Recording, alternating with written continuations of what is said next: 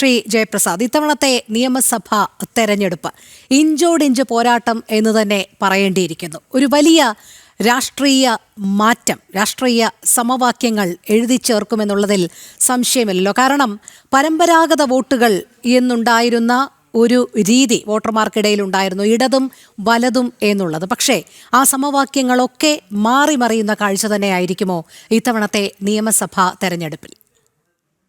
കേരള രാഷ്ട്രീയത്തില് നിലവിലുണ്ടായിരുന്ന രണ്ട് മുന്നണികളായി വിഭജിക്കപ്പെട്ടൊരു രാഷ്ട്രീയ പ്രക്രിയയാണ് 1967 മുതൽ കേരളത്തിലുണ്ടായിരുന്നത്. വളരെ ടൈറ്റ് ആയിട്ടുള്ള ഒരു ബൈപോളർ പൊളിറ്റിക്സ് കേരളത്തിലുണ്ടായിരുന്നു.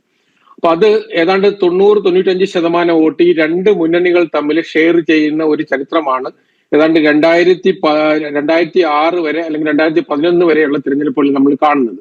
പക്ഷേ പിന്നീട് നമ്മൾ കാണുന്നത് 2015 ശേഷം 2015 ലോക്കൽ ബോഡി ഇലക്ഷന് ശേഷം നടന്ന മിക്ക തെരഞ്ഞെടുപ്പിലും രണ്ട് മുന്നണികളുടെ വോട്ട് ഷെയർ 72-നും 78-നും ഇടയിലേക്ക് പല കാര്യമായ രീതിയിൽ കുറയുകയുണ്ട്. അതായത് കഴിഞ്ഞ ലോക്കൽ ബോഡി ഇലക്ഷനിൽ ഇടത് വലത് മുന്നണികൾക്ക് ലഭിച്ചത് 72.8% വോട്ടാണ്. അതായത് 25%-ലധികം വോട്ട് ഇടത് വലത് മുന്നണികൾക്കല്ലാതെ കേരളത്തിൽ മാറിയിരിക്കുന്നു എന്നുള്ളതാണ്.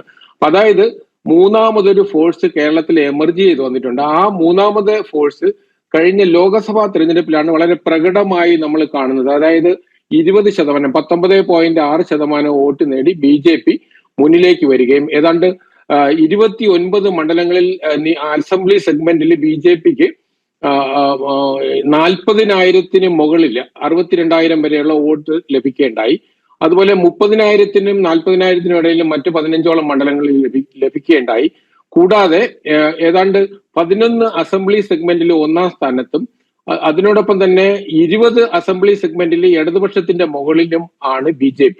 മാത്രമല്ല ഇടത് മുന്നണിയും BJP തമ്മിൽ 40ഓളം നിയോജക മണ്ഡലങ്ങളിൽ ഏതാണ്ട് സെയിം വളരെ ക്ലോസ് ആയിട്ടുള്ള വോട്ട് ഷെയർ ആണ് ലോക്സഭയിൽ ഉണ്ടായത്. ലോക്സഭയിലെയും ലോക്കൽ ബോഡിയിലെ തിരഞ്ഞെടുപ്പില് ഒരിക്കലും നിയമസഭയിൽ ഉണ്ടാവില്ല. നിയമസഭയുടെ പൊളിറ്റിക്കൽ സിറ്റുവേഷൻ ഡിഫറന്റ് ആണ്. പക്ഷേ BJPയെ ഒരു മൂന്നാം മുന്നണിയായിട്ട് വന്ന BJPയെ സംബന്ധിച്ചിടത്തോളം കേരളത്തിലെ BJPയുടെ പ്രസൻസ് അത് ലോക്സഭാ സീറ്റിൽ കഴിഞ്ഞ തെരഞ്ഞെടുപ്പിലെ വിജയത്തോടെ പുതിയ ഒരു ചരിത്രം കുറിച്ചിരിക്കുന്നു എന്നുള്ളതാണ്. മാത്രമല്ല തദ്ദേശ സ്വയംഭരണ സ്ഥാപനങ്ങളിൽ നടന്ന തെരഞ്ഞെടുപ്പിലും ഏതാണ്ട് 6-7 ജില്ലകളിൽ BJPയുടെ വോട്ട് ഷെയർ നമ്മൾ നോക്കുകയാണെങ്കിൽ തിരുവനന്തപുരം റവന്യൂ ജില്ലയിൽ 25.8% വോട്ട് ലഭിക്കുക. ലോക്സഭയിൽ തിരുവനന്തപുരത്ത് റവന്യൂ ജില്ലയിലെ BJPയുടെ ശരാശരി വോട്ട് 33%. അതായത് തിരുവനന്തപുരത്തെ 7 മണ്ഡലങ്ങളിൽ 35.6%, ആറ്റിങ്ങൽ നിയോജക മണ്ഡലത്തിൽ ഏതാണ്ട് 32%-ത്തിനടുത്തുമാണ് BJPയുടെ വോട്ട് ഷെയർ. അപ്പൊ കമ്പൈൻഡ് വോട്ട് ഷെയർ തിരുവനന്തപുരത്ത് BJPക്ക് ലോക്സഭയിൽ 33%,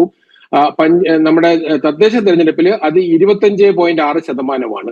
ഇത് കൊല്ലം, അതുപോലെ പത്തനംതിട്ട, തൃശ്ശൂര്, ആലപ്പുഴ ഈ ജില്ലകളിലൊക്കെ BJPയുടെ വോട്ട് ഷെയർ ലോക്കൽ ബോഡി ഇലക്ഷനിൽ 20%-ന് മുകളിലേക്ക് പോയി. ലോക്സഭാ തെരഞ്ഞെടുപ്പിൽ അത് 25%-ത്തിനടുത്തേക്ക് വരികയുണ്ടായി. ഇത് സൂചിപ്പിക്കുന്നത് കേരളത്തില് നമ്മൾ പരമ്പരാഗതമായി കണ്ടിരുന്ന ഒരു ഇടത് വലത് മുന്നണി രാഷ്ട്രീയങ്ങൾക്ക് ബദലായി ഒരു മൂന്നാമത് ചേരി ക്രമേണ ഉയർന്നു വന്നിരിക്കുന്നു. അത് 6-7 ജില്ലകളിൽ വളരെ പ്രകടമായ സാന്നിധ്യമുണ്ട്.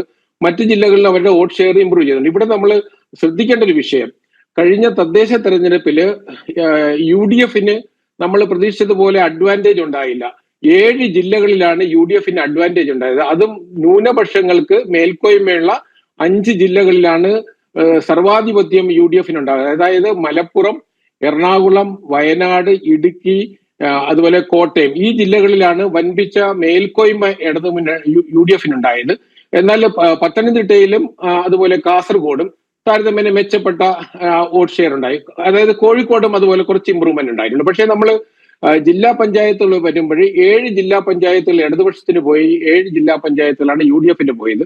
അതേസമയം ചില മുനിസിപ്പാലിറ്റികളിലും നഗരസഭകളിലും UDFന് അഡ്വാൻറ്റേജ് ഉണ്ടായി. പക്ഷേ നമ്മൾ പ്രതീക്ഷിച്ചതുപോലെ 10 വർഷത്തെ ഇടതുപക്ഷ ഭരണം ഒരുപാട് അഴിമതി ആരോപണങ്ങൾ ഉണ്ടാക്കിയ അല്ലെങ്കിൽ ഒരുപാട് വിവാദങ്ങൾ ഉണ്ടാക്കിയ ഒരു സർക്കാരിനെതിരായ ജനരോഷം കേരളത്തില് വോട്ടിലേക്ക് മാറ്റാൻ കോൺഗ്രസ് നയിക്കുന്ന UDFന് കഴിഞ്ഞില്ല. അതിന്റെ പ്രധാനപ്പെട്ട ന്യൂനത കോൺഗ്രസിന് ഒരു വ്യക്തമായൊരു നേതൃത്വമില്ല എന്നുള്ളതാണ്. ഈ തെരഞ്ഞെടുപ്പിലും കോൺഗ്രസിന്റെ പഴയകാല ചരിത്രത്തിൽ നമുക്കറിയാം, AK ആന്റണി അല്ലെങ്കിൽ കരുണാകരൻ അല്ലെങ്കിൽ ഉമ്മൻചാണ്ടി, അതുപോലെ ഒരു നല്ലൊരു നേതൃത്വത്തിന്റെ നിരയിലാണ് പോകുന്നത്. ഇന്ന് തമ്മിലടിക്കുന്ന ഒരു നേതൃത്വം.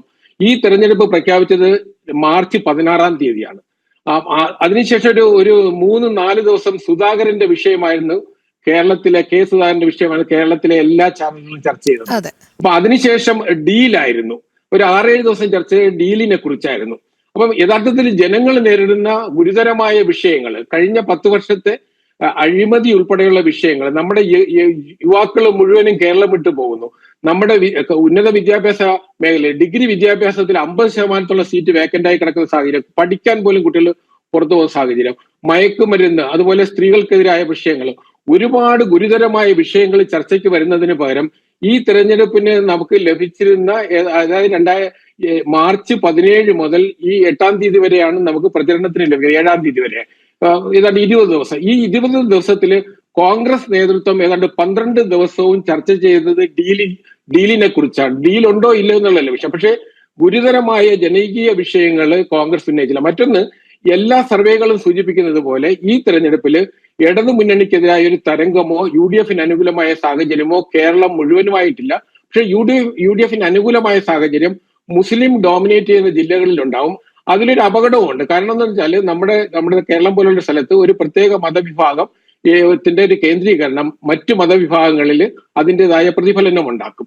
അപ്പൊ അതുകൊണ്ട് തന്നെയാണ് ഞാനിവിടെ സൂചിപ്പിച്ചത്, ഈ തെരഞ്ഞെടുപ്പ് ഇതുവരെ നമ്മൾ കണ്ടു ശീലിച്ച ഒരു തെരഞ്ഞെടുപ്പല്ല. ഗവൺമെന്റിനെതിരായ ജനരോഷത്തെ വോട്ടേഴ്സിന്റെ ഇടയിൽ അവതരിപ്പിക്കാനും ആ തരത്തിലൊരു നേതൃത്വത്തെ മുന്നിൽ വെച്ചുകൊണ്ട് ഒറ്റ ശബ്ദത്തില് ഒരേ ലക്ഷ്യത്തോടെ മുന്നോട്ട് പോകാൻ കോൺഗ്രസ് പരാജയപ്പെട്ടു. സമാന്തരമായി BJP ഏതാണ്ട് ഞാൻ ഇടത് വലത് മുന്നണികൾ ഏതാണ്ട് കംഫർട്ടബിൾ ആയിട്ട് 100 സീറ്റ് അവർ ഷെയർ ചെയ്യുമായിരിക്കാം. മറ്റ് 20 സീറ്റുകളുടെ വിധി നമുക്കിപ്പോ പറയാൻ കഴിയാത്ത തരത്തിലേക്കാണ് മറ്റു പല സർവേകളിലും പറഞ്ഞതുപോലെ. അതുപോലെ BJPക്ക് ലഭിക്കുന്ന വോട്ട് ഷെയർ അത് ഏത് തരത്തിൽ പോകും, എത്ര സീറ്റുകൾ എന്നുള്ളതില്ല, അത് 2 സീറ്റിലേക്ക് വരെ 2 സീറ്റിന്റെ മുകളിലേക്ക് എത്ര സീറ്റ് പോകും, ഇതൊക്കെ നമ്മൾ കാണാനിരിക്കുന്നതേ ഉള്ളൂ. അപ്പൊ ഇതിന്റെ പൂർണ്ണ ഉത്തരവാദിത്വം പ്രധാന പ്രതിപക്ഷമായ 10 വർഷം കേരളത്തിലെ പ്രതിപക്ഷമായ കോൺഗ്രസിനുണ്ട്. ഈ തെരഞ്ഞെടുപ്പിനെ അവർക്ക് അനുകൂലമായ ഒരു തരത്തിലേക്ക് കൺവെർട്ട് ചെയ്യാൻ കോൺഗ്രസ് നേതൃത്വം ദയനീയമായി പരാജയപ്പെട്ടു. UDFനും മുസ്ലിം ലീഗ് അല്ലാത്തൊരു ഘടകകക്ഷി, ശക്തമായ ഒരു ഘടകകക്ഷി UDFന് ഇല്ലാത്തതും UDFന്റെ ഒരു വീക്ക്നെസ് ആണ്. ആ തരത്തിൽ നോക്കുമ്പോൾ നമ്മളൊരു പുതിയ ഒരു രാഷ്ട്രീയ സംസ്കാരത്തിലേക്ക് ഒരു 3-ാം ബദലിന്റെ ഉദയവും ഈ തെരഞ്ഞെടുപ്പിൽ ഉണ്ടാകും. അതെ, തീർച്ചയായും. എന്തായാലും മുന്നണികൾ ഈ വിഷയത്തിൽ എങ്ങനെയാണ് പ്രതികരിക്കുന്നത് എന്നുള്ളത് നോക്കാം.